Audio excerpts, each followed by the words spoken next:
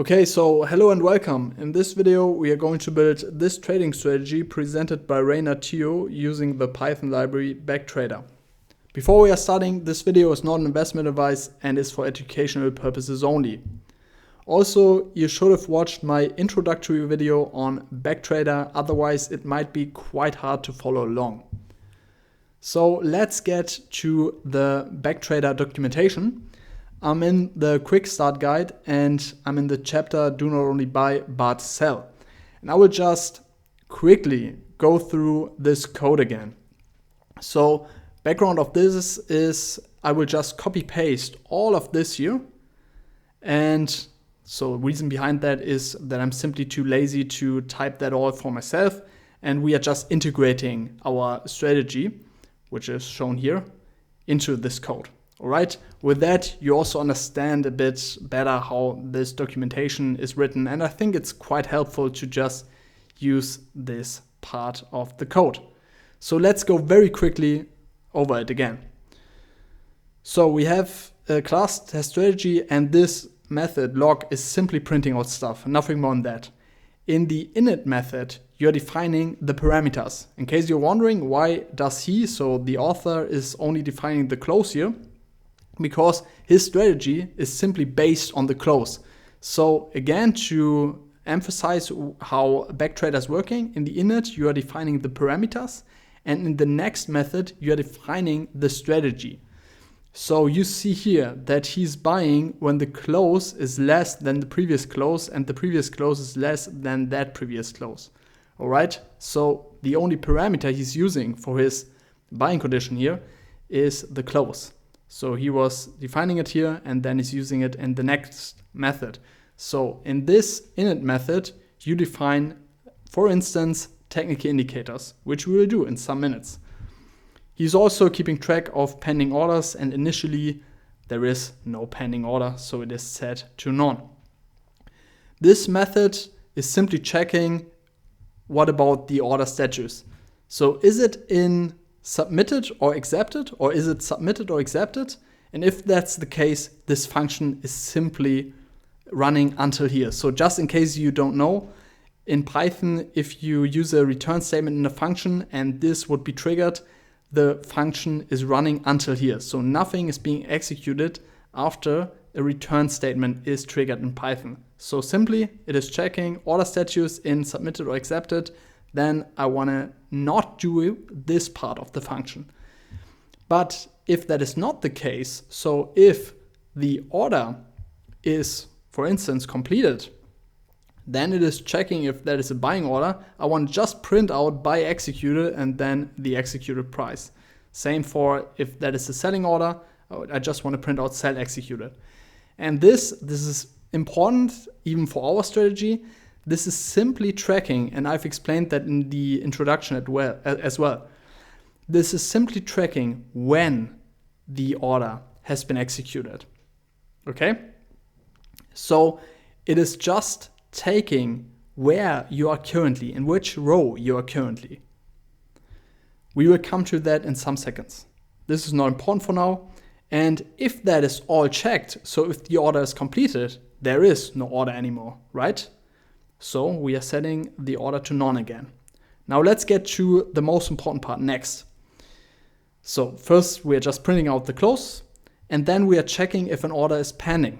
So if an order is pending, we are same logic as before. We are just exiting this method by this return statement. But if we don't have a pending order, we are checking first if we are not in a position currently. And if we are not in a position, we want to check our buying logic, right? And as I just said, he is simply checking is the close smaller than the previous close, and also if the previous close is smaller than the previous close, right? And if those two conditions are fulfilled, then he's simply printing create a buy order here, right? And then you have in your order system, you have a buy order, okay? And if we are in a position, this statement is triggered. And this, I've explained that in the introduction, but again, this is simply checking. So here you see self buy executed, which was tracked above here, right? So we tracked when this buying order was executed. And this is simply checking 5 days after the buying order has been executed, we want to sell. So this is what this line is doing. So after 5 days, we want to sell. So we are just printing out sale create, then the close price, and then we are assigning the order to sell. So this is how it's working. And again, if name main, we want to instantiate Cerebro, then add the strategy. I've covered all of that in the introduction here, right?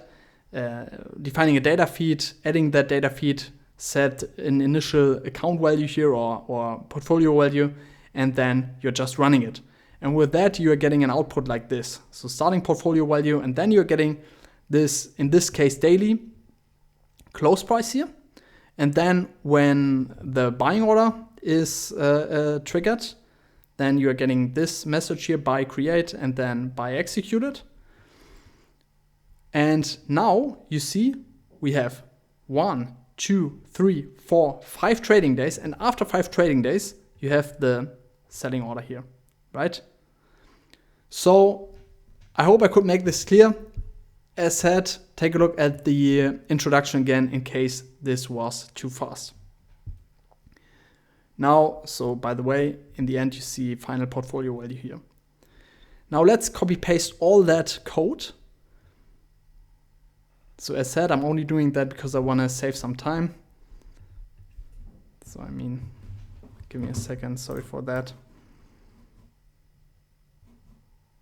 So we are copy pasting all that stuff into a notebook, and then we are going through that together step by step. So let's structure that code a bit. I know this seems like a lot of code, but don't worry about it. We will go through that together. So first of all, let's structure that a bit. Let's do the imports here in a separate cell. And we also need some stock price data. And we are just taking, so we are using Finance to pull stock price data here. And then we are defining data as YF download, and we are just taking a stock which Rayner was also considering. This is MongoDB.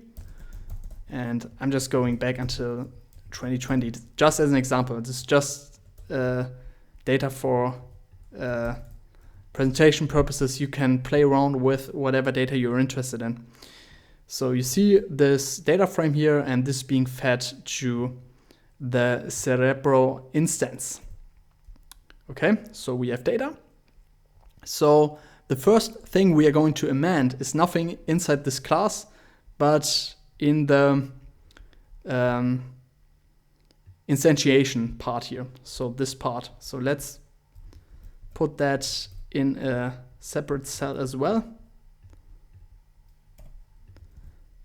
And then do the right amendments. So this is nothing we need, right? This would only take files from a system, so we don't need that. So we're just deleting that. This is the data feed. This is important for us, but we don't work with CSVs, but we are working with a pandas data frame, right? So we are just passing data equals, so getting rid of that, Backtrader feeds, and then pandas data, and define the data name as data. So this is just the data frame you saw above. This can stay the same. We're adding the data to the data feed to Cerebro. The pronunciation is probably wrong of that, but anyhow. And then we are setting an initial portfolio value. So he was working with 100 grand here. Maybe let's just take 1K here. And with that, we are basically ready to run this code. So I'm calling it native strategy with our data. So we are running this just to see if everything works here, right? So I'm executing this here, test strategy, and I'm also executing the instantiation part here. So with that, we are getting an initial portfolio value 1K. Then we are buying, buy executed, and 1, 2, 3, 4, 5. Then after 5 trading days, we have sold. So let's check if that strategy would give us a profit.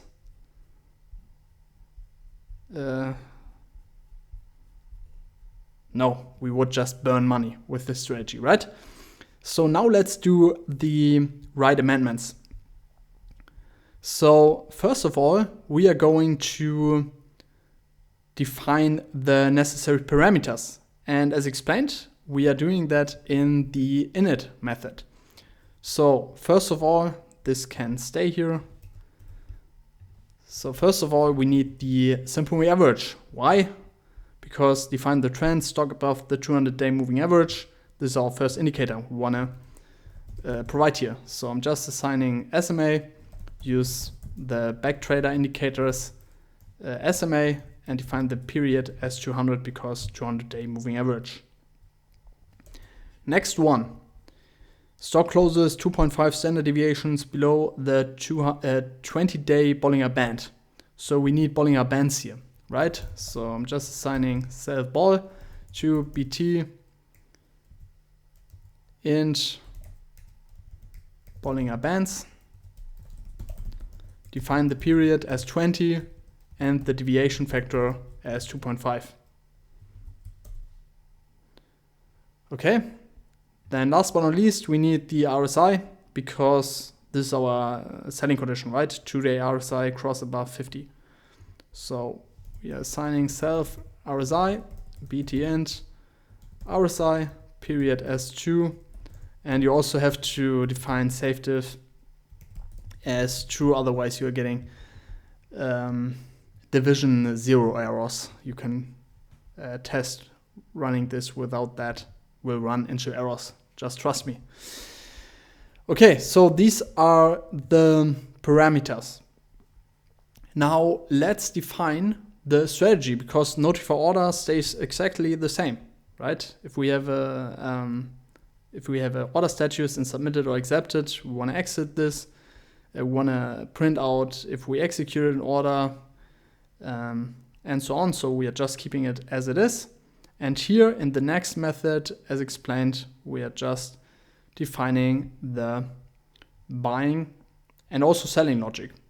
So let's start. So we don't need this, I'm calling it naive strategy, so no bad feelings, but the author was just doing that for proof of concept reasons, right? So I'm going to delete that logic and define my own logic here. So if I'm not in a position, I want to check. The first thing I'm going to check is define the trend. Stock is above the 200-day moving average. So I have to check self data close is above self SMA. And also, next condition, stock closes 2.5 standard deviation below the 20-day Bollinger Band. So I'm going to take, and I'm going into the next line here. Self data close is below the Bollinger Band line and the lower Bollinger Band line, which is the Bollinger Band line bot. And if that's the case, I want to first print out that I created a buy order here, and then this is an interesting part now. Then I have to place a buy limit order, 3% buy limit order, right? So 3% buy limit order means I have to buy for 97% of the current close, right? So I'm defining execution type here, BT order limit, and then the price as 0.97, so 97% of self data close. Okay, and this is placing a 3% buy limit order. And that's it for the buying conditions. Now to the selling conditions. So if I'm not in a position, this is if I'm not in a position, I want to have the buying conditions, and if I'm in a position, I want to have the selling condition. So this is the selling condition now, and this is basically pretty similar to his logic, because Rayner was saying 2-day RSI cross above 50 or after 10 trading days. So we can simply amend this to 10. So we are selling after 10 trading days. That can stay the same. We just have to also add if my RSI is crossing above 50, or I'm selling, if that is not happening, I'm selling after 10 trading days. Okay? And with that, I've defined my selling logic. And this is a simple market order. So this is already it for the strategy, right? So let's execute that. And let's run that and see what we got. A mistake. That's good. Has no attribute columns.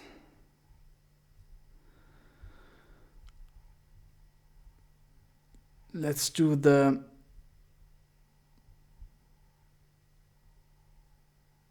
maybe wait. Sorry. Maybe I just have to define that again. Sorry.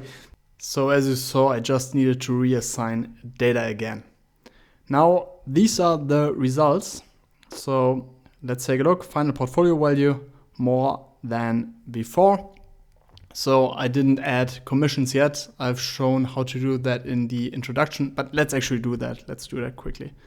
So let's set the commissions. I'm copy pasting that from other screen.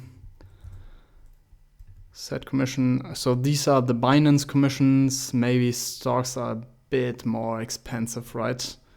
So maybe, yeah, maybe this. I know this is too expensive. Maybe this.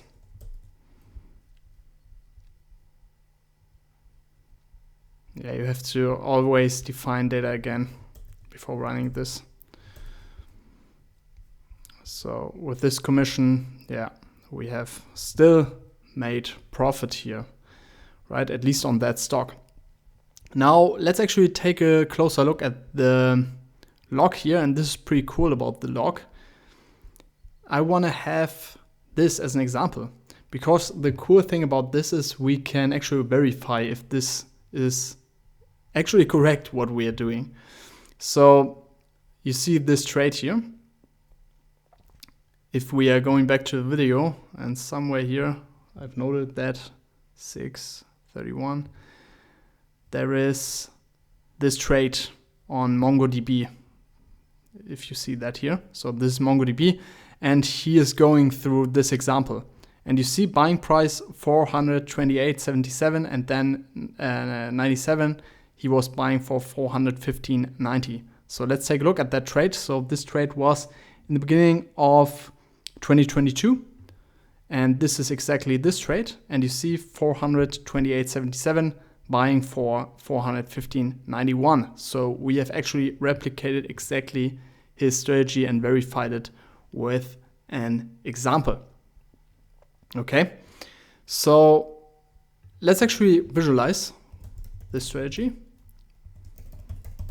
So this is very important when you're working with Jupyter, otherwise your kernel will crash. And then we are plotting that. Looks pretty cool. So we got the strategy visualized. I hope you can see that properly. So we have all technical indicators, have the equity curve here. Yeah, pretty informative picture. We see the trades here, and yeah, overall we made profit. Now, important to note here is that we are currently, so the default settings of Backtrader are that you only buy one share, right, or one stock of something, but we have 1K in our portfolio, right? So we wanna maybe buy 2, 3, 4 stocks or whatsoever. Therefore, you're using a sizer, and you have to integrate it here by simply, so I'm also copy pasting that from my other screen, by simply using add sizer and then take a percentage sizer. And here I'm investing everything, but if I'm investing half of my portfolio value, so half of 1K or whatsoever my portfolio value is with the time, I have the sizer, so if I'm executing this again, this will run into this error because I have to define the data again. So maybe use another name than data. Okay, so now let's take a look at that again with the sizer. So now we have more, we bought more than one stock. Did it make a big difference? I don't remember how much we did before. So 164, quickly check what's happening if we are taking 100.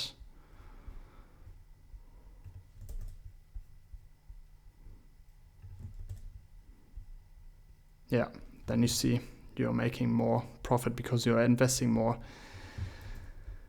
money here, right? And the strategy is, it seems to be, it is, at least for this stock, profitable, right?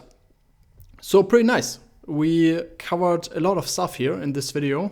I hope this video was informative, but last but not least, let's check that for cryptocurrencies, because you're interested in cryptocurrencies, I'm as well. So let's actually do one quick test here so that the concept is clear to you. So you just need to feed cryptocurrency data into that. So yeah, I'm using one of my functions pulling cryptocurrency data from one of my older videos. I'm just quickly rushing over it, but I will link it in the video description. So this is pulling daily cryptocurrency data for a given symbol using the Binance library. So I have to import the Binance library here as well. Then I'm pulling data, define data as get data for, let's say, let's test that for Bitcoin starting, I don't know, beginning of, let's take 2021. With that, PD is not defined. Okay, import pandas, of course, as well. Sorry. So now I have cryptocurrency data for Bitcoin here, right? So let's pass that to Cerebro here. So we don't have to change anything here because we are just providing pandas data still. So these are the results for cryptos. Let's quickly plot just one trade here.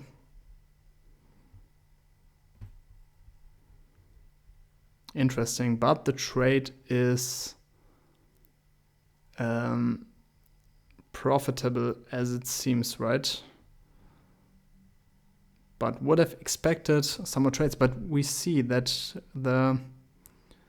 so two conditions has to be fulfilled here, right? Is above the SMA and line has to cross the lower Bollinger Band. So this is only actually happening here. So yeah, this is the only trade. So yeah, just to give you some outlook, you can also test that on intraday data and check if that is profitable. But I think I gave you some really nice tools to play a bit around with Backtrader and implement your own ideas and stuff. And yeah, if you like this video, please let me know in the comments below, like the video, and thank you very much for watching, and I'm looking forward to see you in the upcoming videos. Bye bye.